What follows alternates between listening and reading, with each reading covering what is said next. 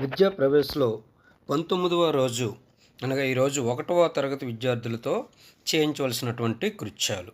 So ఈరోజు మనం పిల్లలతో లాంగ్వేజ్ అండ్ లిటరసీ డెవలప్మెంట్లో భాగంగా మంచి అలవాట్లను రోల్ ప్లే చేయించడం.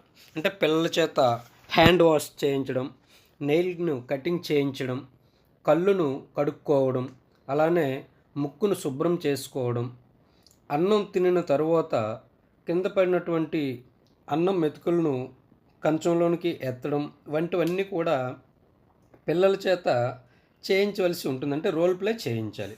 సో ప్రతిరోజు పిల్లలకి ఏవైతే హ్యాబిట్స్ ఉన్నాయో వాటన్నిటినీ కూడా పిల్లల చేత మనం తరగతి గదిలో చేసి చూపించవలసి ఉంటుంది. ఇది లాంగ్వేజ్ అండ్ లిటరసీ డెవలప్మెంట్కి సంబంధించినటువంటి కృత్యం. నెక్స్ట్ కాగ్నిటివ్ డెవలప్మెంట్కి సంబంధించినటువంటి కృత్యం.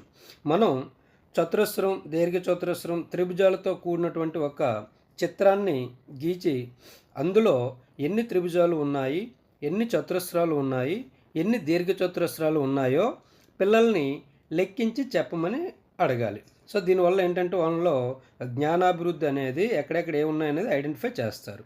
నెక్స్ట్ ఫిజికల్ డెవలప్మెంట్కు సంబంధించినటువంటి యాక్టివిటీ. గార్డెన్కు బొమ్మను గీచి రంగులు వేయించడం.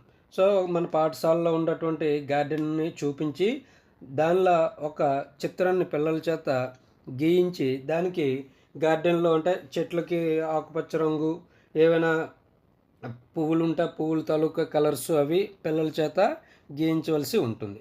సో ఇవి ఈరోజు నిర్వహించవలసినటువంటి కృత్యాలు.